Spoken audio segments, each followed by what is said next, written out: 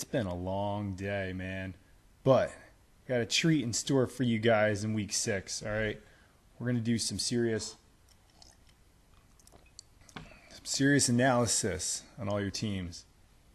When I was writing this up, I couldn't think of what to call it. I wanted to call it Mean Girls. I don't know why, but I didn't type it right. I wrote Men Girls. So this segment is called Men Girls. We're going to do the power rankings, and then you're going to get a full analysis. All right, we're going to do this in one take here. We're going to start with Girly Scout Cookies. This is the best fantasy team ever assembled in a 14-team league ever. It's the best team. Look at this. Number 1 across the board. That's consensus. Number 1 across the board.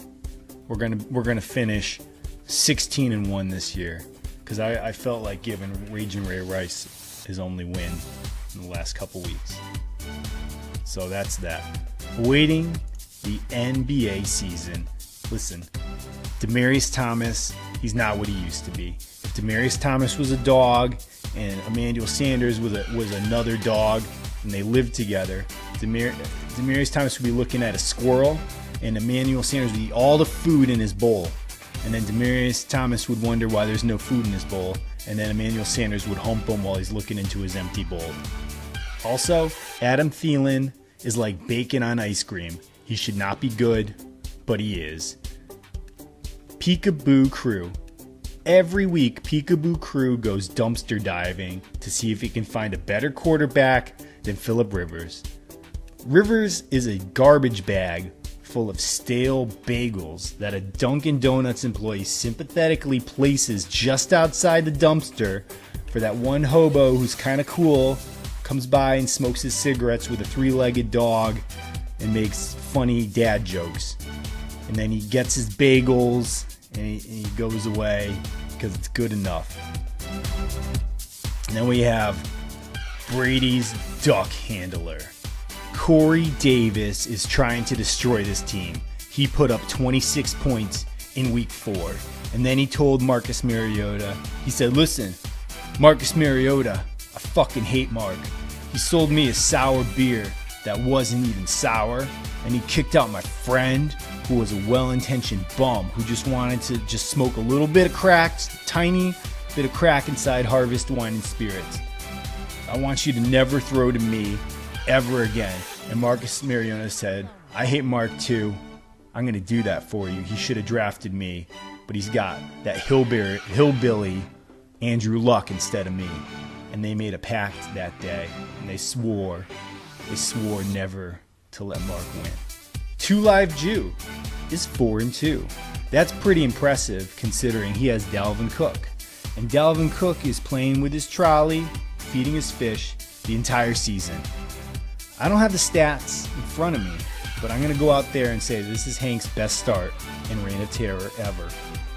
We're going to say it's Hank's best start. He's not going to know how to handle this level of success. This is evident because he's got Dez Bryant on his bench. Now, Dez Bryant, drafting him and keeping on your bench, that's like friending the hot chick from your high school years later, and she accepts your friend request, except, plot twist, she gained 100 pounds. And you're just sitting there just hoping that, hey, maybe she'll lose it, and she'll post some pics at the beach or something. But it's not going to happen, just like Dez Bryant. Alt-right Tom Brady. It must be fun, I was thinking about the other day, to be Saquon Barkley.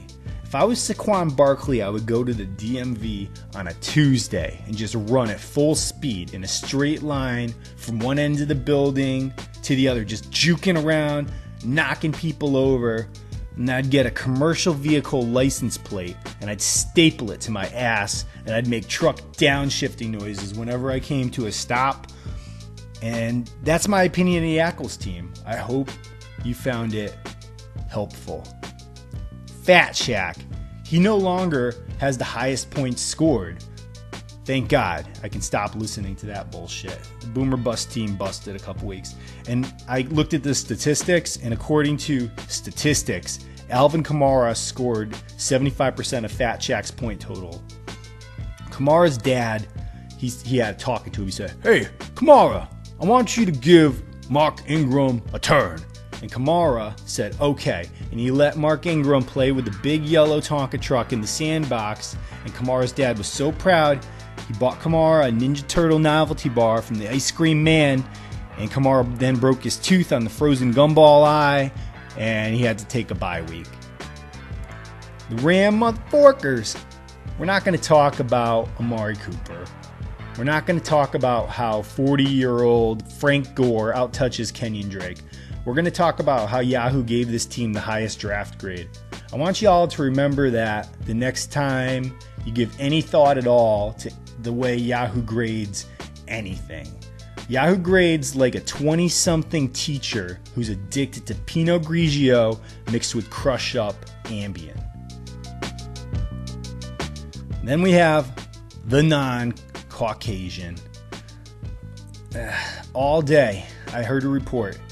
Non-Caucasians monitoring the news. He's got it all hooked up on Twitter. He's watching TV. He's awaiting Le'Veon Bell's return like a loyal dog who expects his owner to come home from work. But his owner locked himself in the TGI's Friday's bathroom to do blow with one of the drunken employees that he knows from high school. And the dog's just sitting there, waiting, peeing a little bit, sitting in a puddle. And that's the non-Caucasians team. It's just sitting in a puddle, waiting for Le'Veon Bell's return. And then we have the G-Men. Now I remembered this team this time, and I actually looked at it and I remembered who was on it. It's a running back by committee of like 5 running backs who all suck. And then you got Fournette sitting on the sidelines, making millions of dollars, and he's wearing a poncho, and he's eating fucking Twizzlers. And then Mahomes is unhappy being on the G-Men. He reportedly asked to be traded to a better fantasy team, and this happened after TK made fun of Greg for getting beat by his little brother in week 6. Now that brings me to TK, the Top Gun Ballers. Listen, this team's fallen in power rankings, and I've given it a lot of thought. I don't know what a Top Gun baller is.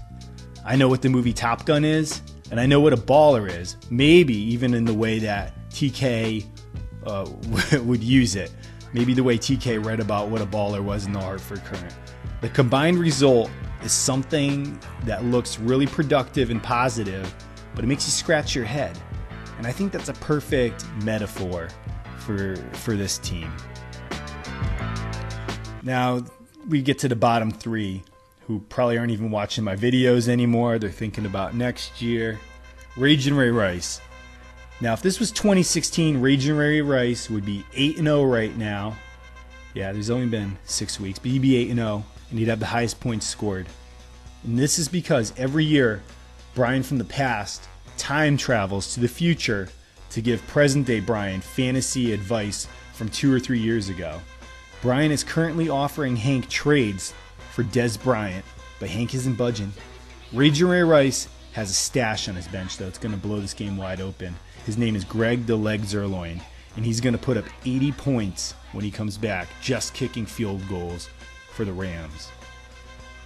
Lil Kevy, Shardy Tush. Let's look at the positives here. Lil Kevy got his first win last week. Lil Kevy is undefeated since week 6, and Lil Kevy is a great mumble rapper name. He also has Willie Snead on his team, who is actually Willie Snead IV. I bet you didn't know that. The greatest in what is surely a very long line of Sneads. Another fact, Snead was Captain Hook's bumbling first mate in Disney's classic film, Peter Pan. Chris Hogan's brother, Rufio Hogan, starred as one of the Lost Boys in the 1991 classic Hook. Which brings me to Discount Belichick, who still hasn't gotten a win yet. I should send him some of my bench players so that House Mason can get some extra wins and maybe some extra points. Here's the problem. Do you know how many TDs Gronk has had this year? I want you to guess. Write down your answer. I'll wait. 1. You know what other tight end has 1 touchdown? Dallas Geodude. He's the tight end for Philly, whose name isn't Zach Ertz. Dallas Geodude evolves into Texas Graveler at level 25. Texas Graveler is a certified badass name. There's no disputing that. If you have a fantasy player named Texas Graveler, though, and you trade him to your friend via connector cable, he evolves into USA Golem, which is a very silly name. But anyways, that should explain why Discount Belichick is 0-6 this year.